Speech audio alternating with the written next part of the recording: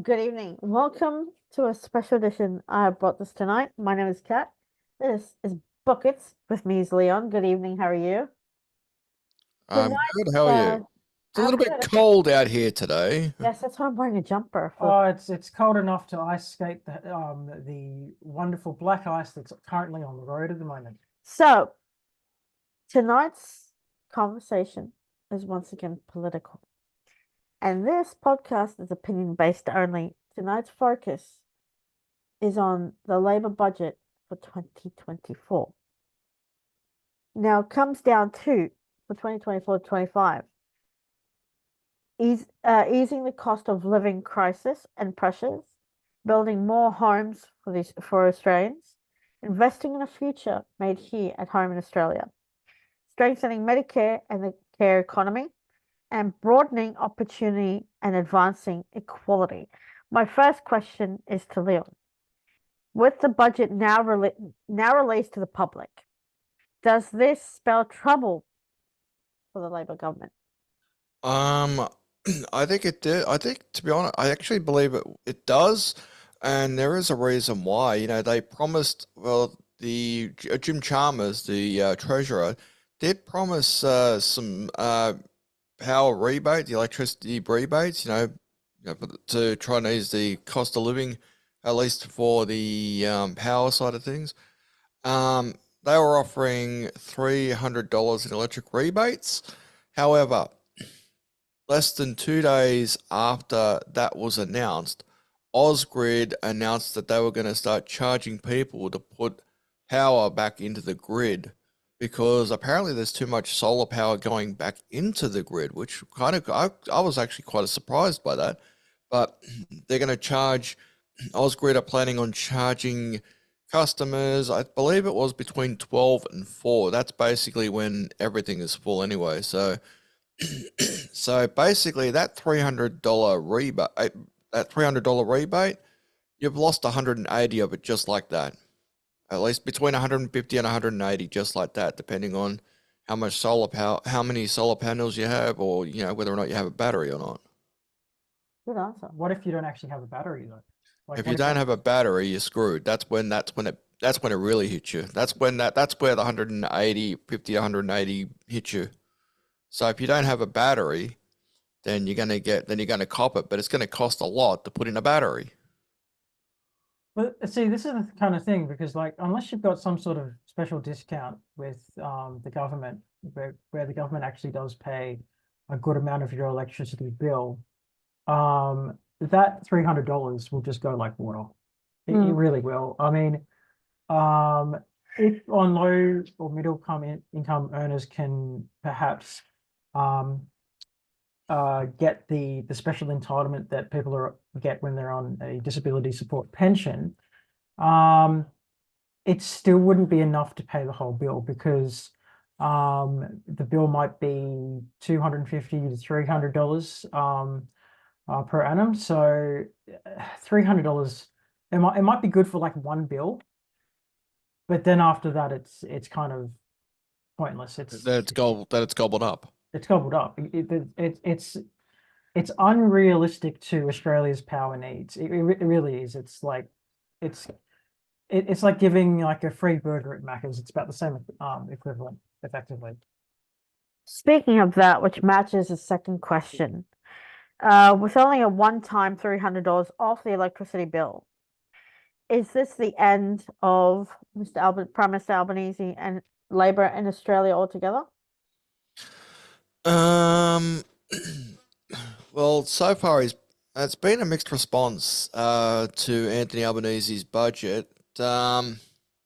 He's not getting a bounce, as far as I know. He's not getting a bounce in the polls, which usually, as a prime minister, you might get on the back of a budget, which in this case was reported to be a surplus, which was really surprised. I think the surplus was roughly 9.3.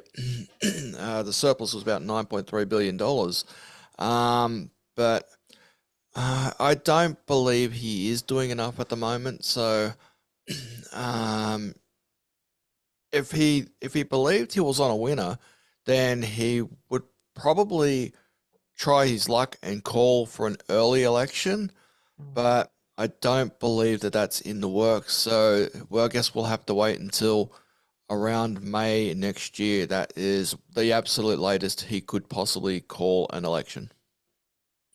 Same question, your answer, Uh, which is with the one-time $300 off the electricity bill, is this the end of Prime Minister Albanese and his government in Australia altogether? It wouldn't just be for this. Okay, this is like one teardrop as to why people want to get rid of Albanese. I mean, this wouldn't be the only reason. It would be a reason, but it wouldn't be like every reason. I think the fact that Albanese said that he would save $270 off the average Australian income by installing solar panel things and stuff like that.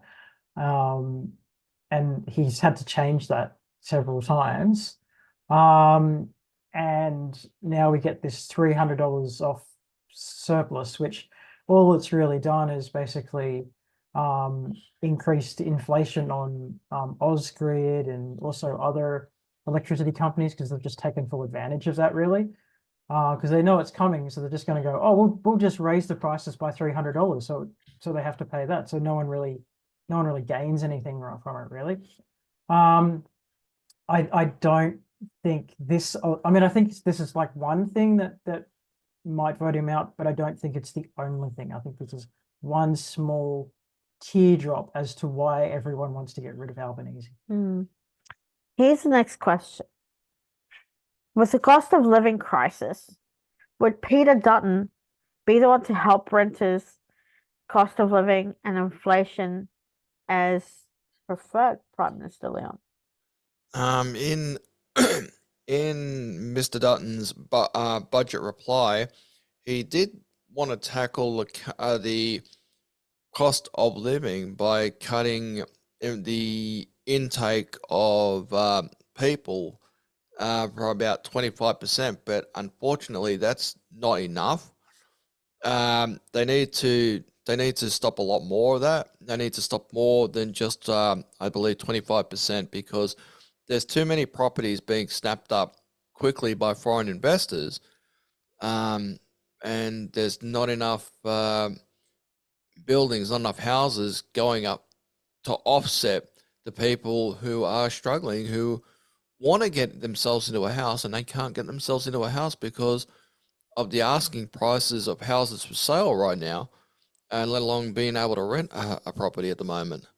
So I think Peter Dutton's intake was a safe choice, but I don't believe that's enough. I believe he needs to do a lot more than that if he wants to try to get more people into homes, deal with the cost of living.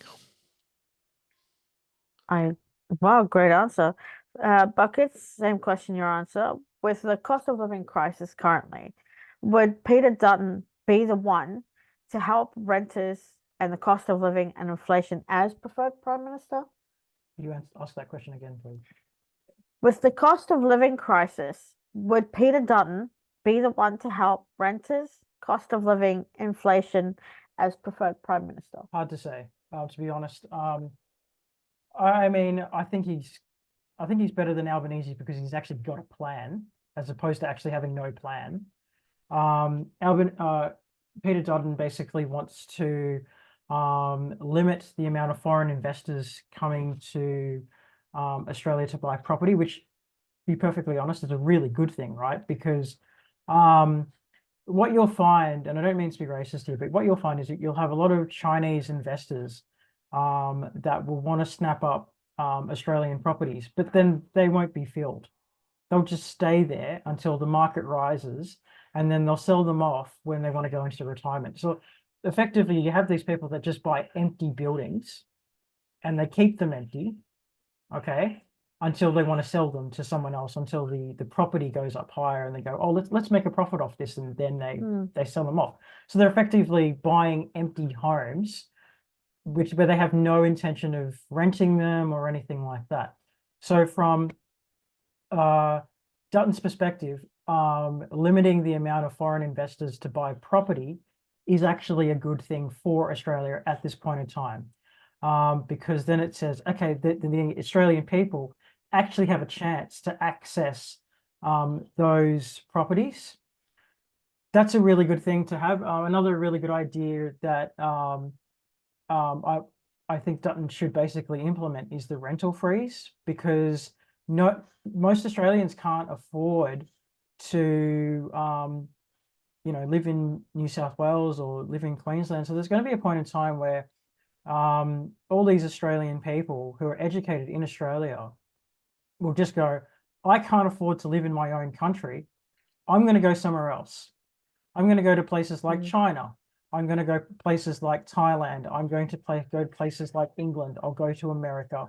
I'll go to other countries that will accommodate me and my skills and appreciate the fact that I've been educated in Australia, but then go there. And then what you've got a skill shortage after that, right? So I agree that we're letting too many people into the country when we're not building enough houses quick enough, because I think the Albanese government is under the impression that we can basically build a house overnight, which we can't. We don't have the resource. We don't have the resources. We don't have the supply. We don't have the supply. We don't even have enough tradesmen to build them that quickly, right? Because Albanese has failed us in education. So we're going to have quadruple the amount of homeless people on the street because Albanese has no plan, right? So unfortunately, even though Dutton is unpopular, it sounds like he's the man for the job, because unfortunately, Labor doesn't want to pick up the ball sack and actually run with it. They just want to drop the ball and run. Exactly. Another thing to take into consideration right now is the skill shortages, as you said, and there's a lot of construction industries that are continually going under at the moment, which is making the target that the ALP set for themselves before the election was just about nearly impossible to reach, especially while all these businesses are going out of business. This is what I do believe, is that, as you and Buckets have both said, Mr. Dutton could be the man for the job, the top job. He could potentially help, when it comes to renters with a rent cap and rent freeze.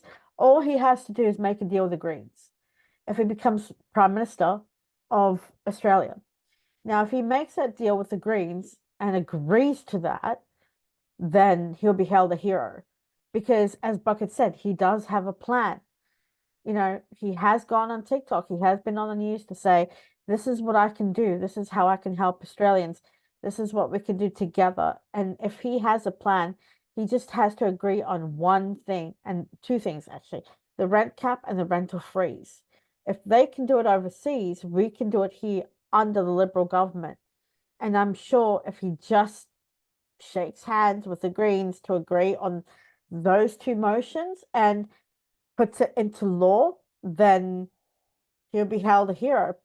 At the moment, all of us in Australia should be proud to say we're Australians, but we are being bamboozled by this.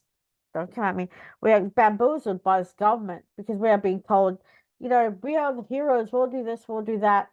But the thing is, you look at Mr. Anthony Albanese. I mean, it's when they first said, "Oh, it's not easy under Albanese," I brushed it off, thinking, "Yeah, I laughed it off." But as Bucket said something the other day, which was, it really is, not easy under Albanese. Because what happened to, I'm not going to fly away when the going gets tough. What was the first thing he did? He got in his jet, went to the States. Yeah. He's been here, there, and everywhere. Now, all of us in Australia are suffering under him. And the fact that he's not willing, as Bucket said, to pick up the ball, right? Pick up the ball, run 90 meters, score that try. But he can't do it because Peter Dutton may be able to do it. And you know what happens when he doesn't get his way? He throws in distraction, aka the what is it, the e-safety commissioner or something like that. And they pretty much went after Elon Musk and they took it to the courts and Elon Musk won. So that was kind of thing that was kind of, you don't agree with me, we're going to censor you. Elon Musk challenged it and Elon Musk won. So that's just like they can't use that distraction no more because I wouldn't be surprised if, say, the other social media networks follow Elon Musk and challenge censorship in Australia. As you were saying that, the point I'd like to raise is if you have to censor all these media outlets, okay, when you're doing a bad job, you shouldn't be prime minister. Dictatorship. Yeah, you shouldn't. Okay, look, every prime ministership that's existed in Australia, they've all had their good times, they've all had their bad, right? But if you know you're so crap that you have to censor the media from shining some light on the crap job that you're doing, you shouldn't be prime minister. Exactly. Okay? What you should be doing is your job, leading the country and saving the Australian people from a financial crisis, which is pretty much what every single prime minister tried to do. And if they couldn't do it, guess what? They got knocked off by their own party or the Governor General. But do you know who lost out on this budget was people like me, and people who are suffering and on, benefits. He didn't even look at that in this year's budget. He just he pretended that wasn't there. There are people like me who work in retail, who work as casuals but have no shifts, no pay, and he's not looking at that, right? And where's job safety there? Everyone now is a casual, okay, because it's like you've thrown out job security out the freaking window.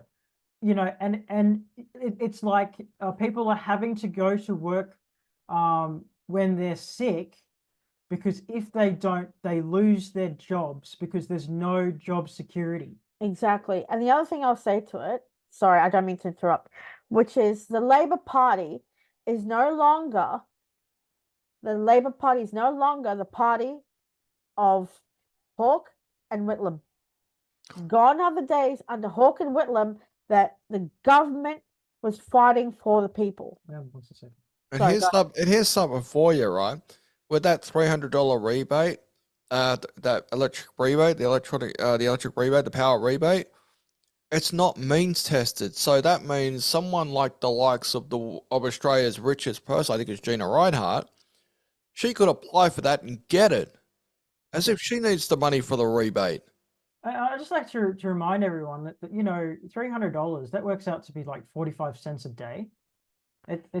That's all it is. I mean, it might look, oh wow, $300, but it's literally 45 cents a day.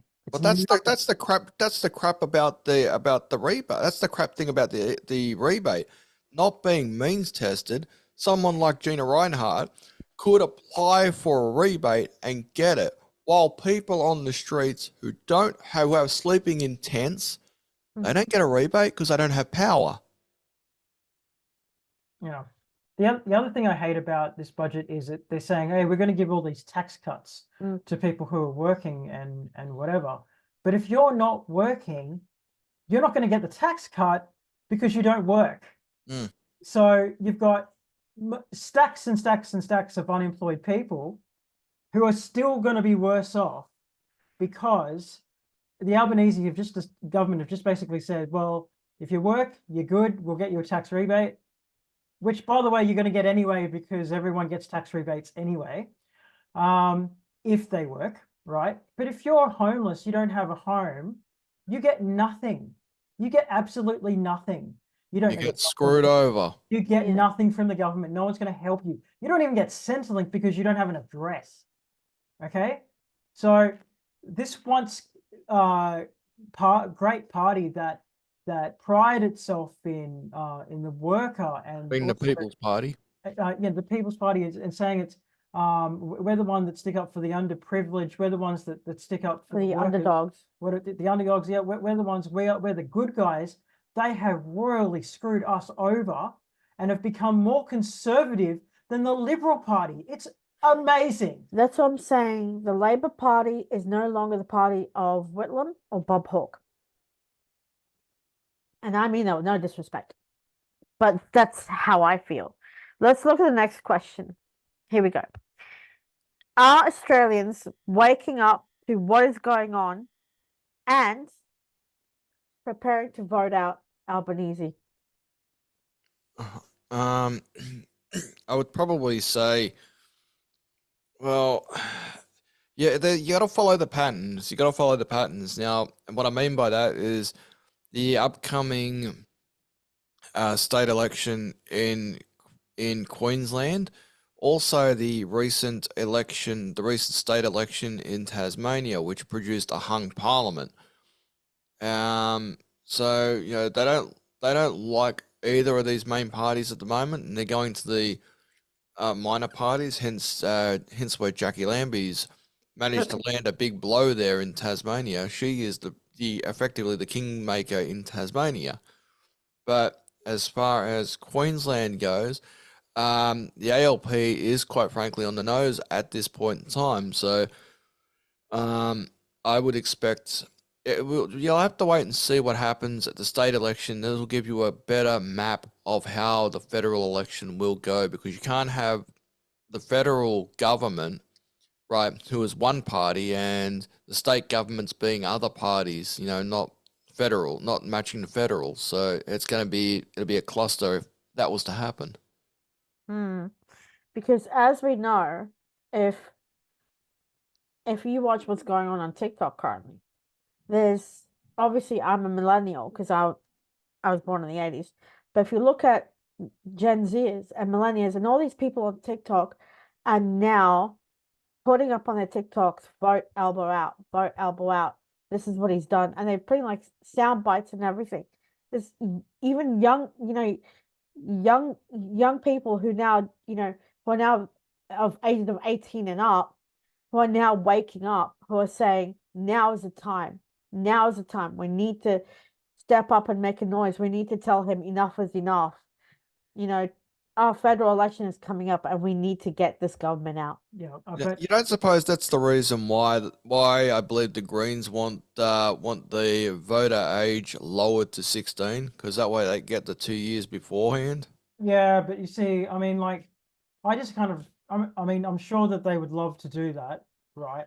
But I see that as a problem because the 16-year-olds don't really have the same maturity as a full 18-year-old adult, because an 18-year-old is considered an adult. Most 16-year-olds are still in fact, almost all 16, unless they're in a trade. Okay, they're all living at home with their parents.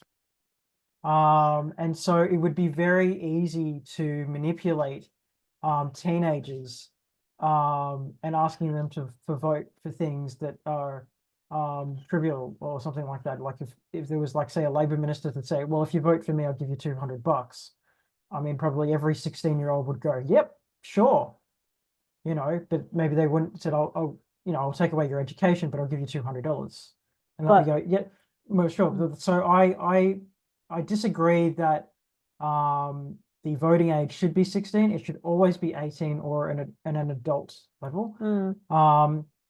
So I mean, at least allow these young minds to have a bit of maturity first before they vote, because then they can think for themselves. But at the same time, as I said, if you watch TikTok, all these young ones are now speaking out and speaking up publicly and having enough of what is going on around them. Like, you cannot, for example, I'll keep it short and sweet. If you're a uni student or you're a TAFE student, and if you're a uni student and a TAFE student and you've got HECS and you're paying up to $3,000 or $6,000 or $11,000, right? You cannot buy your first home because the bank will not blink twice at you, because once they see you're paying up to from $3,000 up, you need to pay that back before the bank actually allows you to purchase your own home or put a deposit on your own home. Yeah, but let's be real. Name one 16-year-old that's going to be able to, want to, or even will have the ability or means to even move out of home. Well, That's why we have child services. yeah, but if you're working as a tradie and you're making mint, then and you're thinking about your future, and you're saying, "Oh, I've got enough down payment, but I can't because I'm paying off HEX." Like Look, most of those traineeships that start at 16 years of age, according to the fact that they've left school, they would still be on bare minimum wage, and they would not be able to support themselves realistically.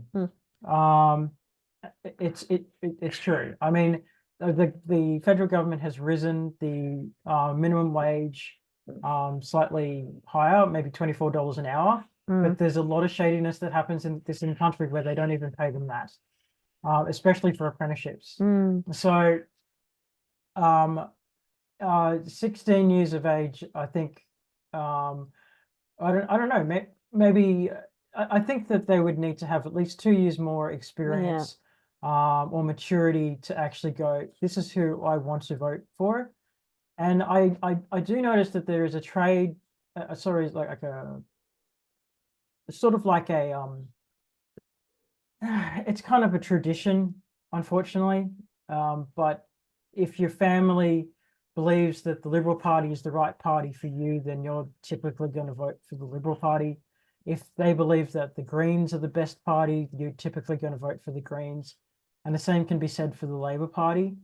I think when you actually get to the stage which is, what can this party actually do for me? And these are the type of voters that are, that are older than 18 years of age. They're clearly basically a lot older, that have really lived a full and experienced life. They would just go, look, I don't care if you're from Labor, and I don't care if you're a Liberal. I want to know what you're going to do for me. So, to be honest, to vote at the age 16 would be quite dangerous for Australia. Let's look at the next question. Here we go. Is Peter Dutton secretly planning his campaign for the position of Prime Minister for the federal election? Leon. I think you'll find that both of them, do that by Jim Chalmers, the treasurer, announcing a surplus this year. However, it was very cautiously predicting deficits for 24, 25, 25, 26, 20, and so on. So he did the smart thing by at least forecasting a budget, which gives Anthony Albanese a little bit of leeway to say, look, we are bringing this budget back to surplus. It's not easy, but we're trying. We're doing that. So that would have given Anthony Albanese a bit of confidence, but I think pulling an election too early. But that's what I'm saying. Do you think he's secretly planning his campaign? Well, they all are. I mean, well, that's it. Well, yeah, you have to wait.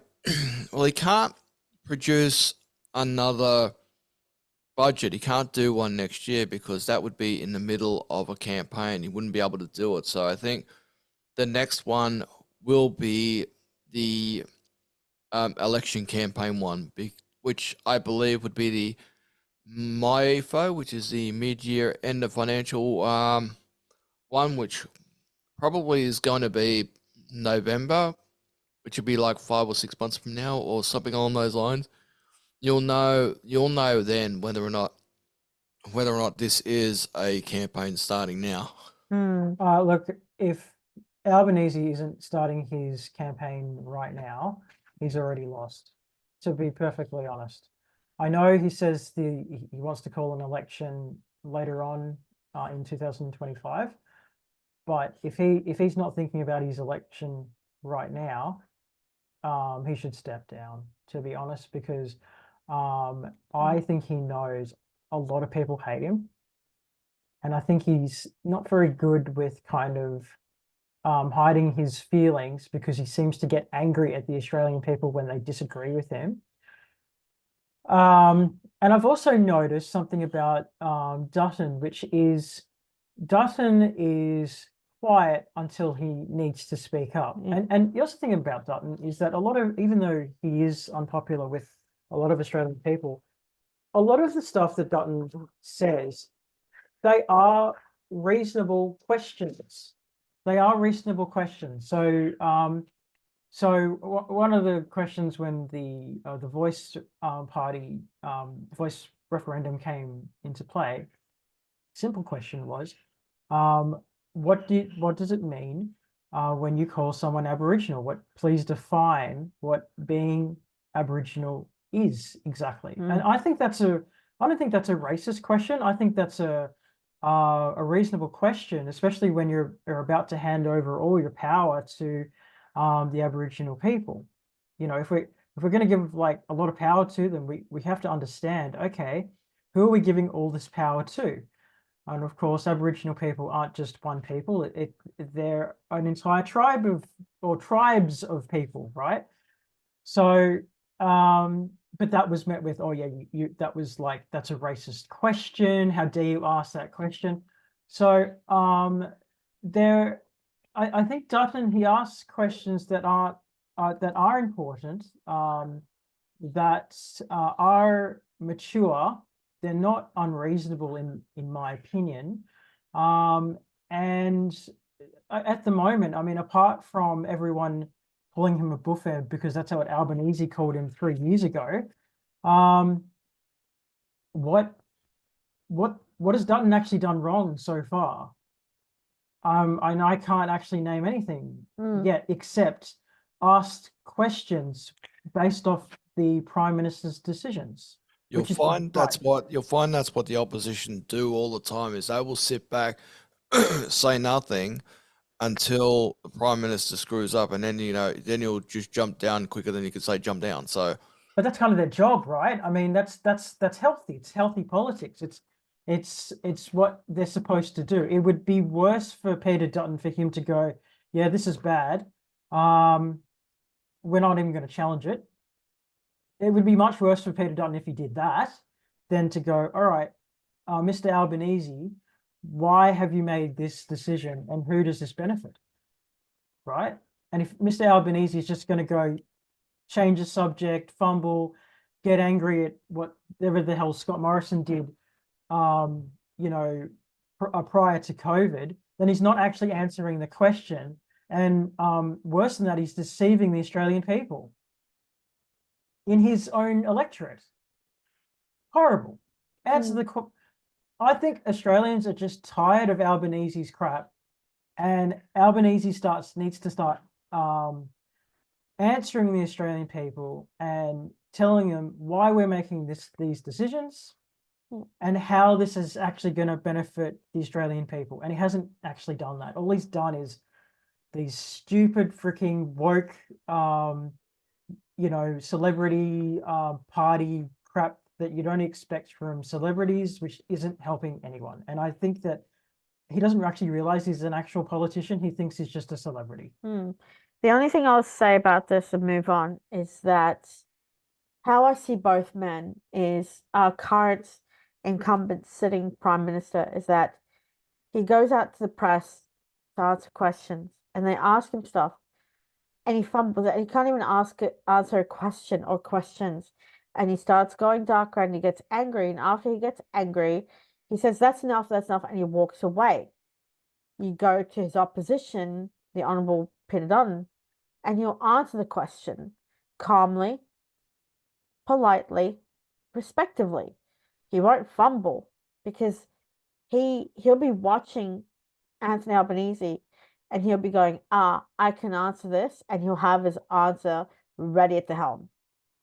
Because he knows that if he answers it, he may actually be voted in, because a lot of people still follow Scott Morrison.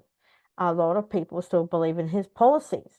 a lot of people will back the Liberal National Party because Peter Dutton, who was once a cop, mind you, will answer it truthfully. That's what I think. Yeah, I think Dutton is just way more clear than our current sitting Prime Minister. Yeah. I think that he asks clear and concise questions, which are quite simple. Some of them are more complicated than others due to the complexity of some policies. But he asks simple questions that should be very easy to understand. And Albanese just cannot answer them properly. He just can't. I mean, I remember when he first basically became Prime Minister during when he first started out, and he couldn't remember the statistics of his own policies. Yeah, they were asking what's the unemployment rate, and he didn't even know what the unemployment rate was. You remember the old one, you know, the one that gets a politician every single time. What is a woman? Politicians cannot answer that question. What is a woman? A female. Was that so hard to answer? I've got an intellectual disability, and even I can answer that freaking question. These guys need spin doctors to find out whether or not rain is wet. In this day and age, it is so politically incorrect to even say that. You know, but Get flagged. We're not going to get flagged for that because it's bloody obvious. we could. It's that freaking hard to answer that question. We could. It's YouTube. Oh, please. You know, so yeah. Look, I think if our Prime Minister can't be honest with us and can't answer simple questions like that, then you shouldn't be the Prime Minister. Yeah, you have no business being Prime Minister if one, you don't know what the unemployment rate is, and two, you cannot answer one question at a time. And you know what? I think Albanese has spent more time overseas than he has in Australia. Oh yeah, and we are blaming ScoMo for that. And the last thing that I'll bring up in this is that the women's rally, the fact that he said, "I'm the Prime Minister, I run this country." If he thinks that he was going to get the women's vote, he's wrong. Dead wrong. I mean, he doesn't have the women's vote anymore. Yeah, like, so he's lost. Now he's lost the female vote. Yeah. The only female that's going to vote him in is probably his missus. And Penny Wong. And all the other women serving him in his cabinet. Well, here's the thing: will Penny Wong vote him in, or would she prefer to be Prime Minister herself? So, you know, I mean, like, and also, who was that guy that just got kicked out of one of Albanese's properties? He's about to get out. I don't know his name. But I know, yeah, he just got kicked out of the property pretty much the week after the budget. So go figure that one out. You know, and what was the excuse? Oh, because my missus and I are getting married, and so we have to kick you out of the home. Like poor guy. Where is he gonna go? Yeah. Like, where are you gonna put him up, Mr. Albanese? Yeah, like, did you give him notice? Did you give him like a full 3 months notice? Or did you just say, no, you have to leave now? You know, might as well put him up at Kirribilli for free, or at the lodge for free while he's being booted out. He has to give him at least 6 months notice to be able to find a place. Yeah, so I'm just like, you know what, this government, it has no leadership. It really has no leadership. No brains either. And but we're still spending. We're still spending money overseas. Yep. We're still spending money on useless crap that we don't need. I mean, let's look at the money, right? We've spent majority of our money, with the previous government, we've sold $90 billion for the submarines, which have not been built yet. We've sent those army tank things to Ukraine. I don't know what they're called, bush something. They're not tanks, they're like trucks. So they're called the Bushmasters. Bushmasters, there you go. And we've sent money to Ukraine recently again. That's the other thing I hate. It's like they say, oh yeah, the reason why there's the inflation is so high is because there's a war in Ukraine. Yeah. Great. Pull out of Ukraine. Stop funding Ukraine. Get out of Ukraine. If that's what's screwing us all up, pull out of Ukraine. And don't forget the voice to Parliament $450 million plus getting on a jet plane, going to Scone. Going to Scone in a private jet. He could have been in a car, chauffeur, takes 6.5, 7 hours to get past Musselbrook to get to Scone.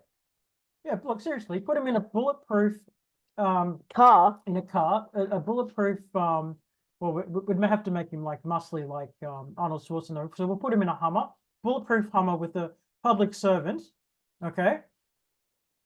And that'd be more fuel efficient, okay, than getting into a bloody jet. With, what's his name?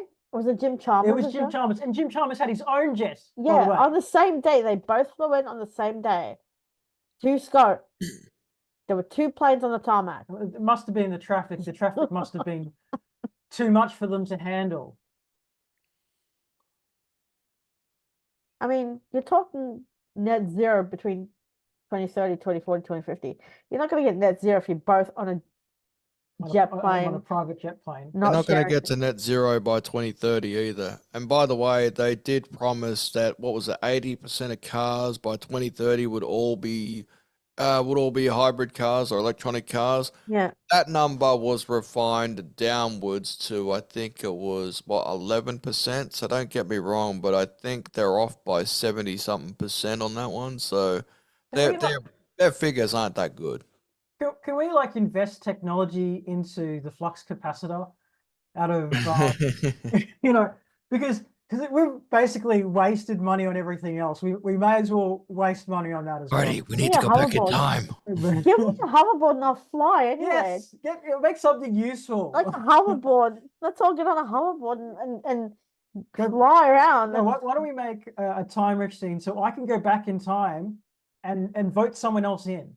That would work really well for me. Okay, let's get to the final question. Here we go, gentlemen. Lastly, is there another politician who would make a good candidate for Prime Minister and why, Leon? You'd probably go Richard Marles because he's the second in line. He's the second in line with the Labor Party at the moment. So if they actually made the extraordinary move by canning Anthony Albanese, Richard Marles would be the obvious choice, and maybe Penny Wong would be the second choice, potentially, but I don't see any of those scenarios happen. I think what will happen is you'll go through to the May election next year, or that's when he'll announce for election in May. I don't see any of those scenarios happen. He'll go through a full term, which for the Labor Party is quite an accomplishment because they had a bad habit of knifing their former selves before their full term's up. See Rudd, Gillard, yeah, etc., etc. Yeah. Buckets? Well, I mean, like, I don't think the Labor Party has a chance, considering you've got Jacinta Price on your side and Warren Mundine, and Dutton, who can actually answer questions properly, and also who actually has a plan. So you're trying. I mean, you try to convince the Australian people to, vote in the Labor Party who doesn't have a plan, where average Australians are getting kicked out of their own homes because they can't afford the rent or the food under this government, versus someone who actually has a plan. And like I said, Dutton may not be that popular, but I think he's popular enough to be voted in. Yeah. Okay, so yeah, I think Dutton is sensible, the sensible choice. I wouldn't say he's popular, but I think he's just trying to do his job. Yeah.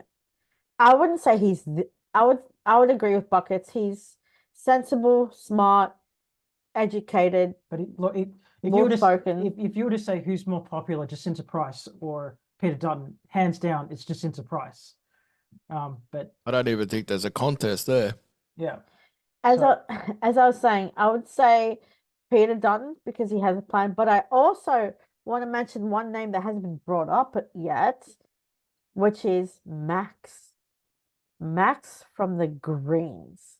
Educated, smart, articulate, has a plan, knows what he's saying, understands renters, understands what it is to be Australian, understand what the public wants, and he is young, and he seems to understand what is going on around him. I have to give it up for Max from the Greens, because I think he would make a great prime minister one day. The only issue that the Greens actually have with Max is the fact that he's in the Greens. The Greens don't have the numbers to actually become a prime minister. And there's also one flaw that Max actually does have, is the fact that he doesn't support the Israelites. He's basically supported the Palestinians, like literally a week after the genocide, which is, in my opinion, really bad. You know, we shouldn't be supporting any side that has committed genocide, whether it's the Israelis or the Palestinians. That's one of his flaws. But everything else, I think he does listen to the Australian people's needs. I do believe that he actually does care about his people, his local people, the Australian people. He believes in a rental freeze. and a rent cap. And yes, a rental cap as well. And he's a renter himself. Yeah, so I think Max is more down to earth than a lot of the other politicians. Yeah. But I don't think he can ever become prime minister, because he just doesn't have the numbers. Well, the Greens don't have the numbers to become prime minister. If they had a few more numbers, maybe they could be at best premier, like they did in Melbourne. Yeah. But he doesn't have the numbers to become prime minister, unfortunately. Have to agree there. Well, that's it for our podcast. Thank you so much for watching and listening. Don't forget to subscribe down below. And that's what Leah is showing you. Click that bell. That'll help us get more content out to you. Let us know in the comments below what you think, your thoughts and feelings on this topic. And invite your friends to watch and subscribe and like us as well, and leave us some comments. We really hope you enjoyed this with us, and we can't wait to bring you more podcasts. We'll be back next week for more. Thank you so much. This was the Labour budget for 2024-25 with me, as always, as myself, Kat, Buckets, and Leon. Thank you so much. Stay warm, stay safe, get home safe, and we'll see you next week. Until then, Bye. Bye.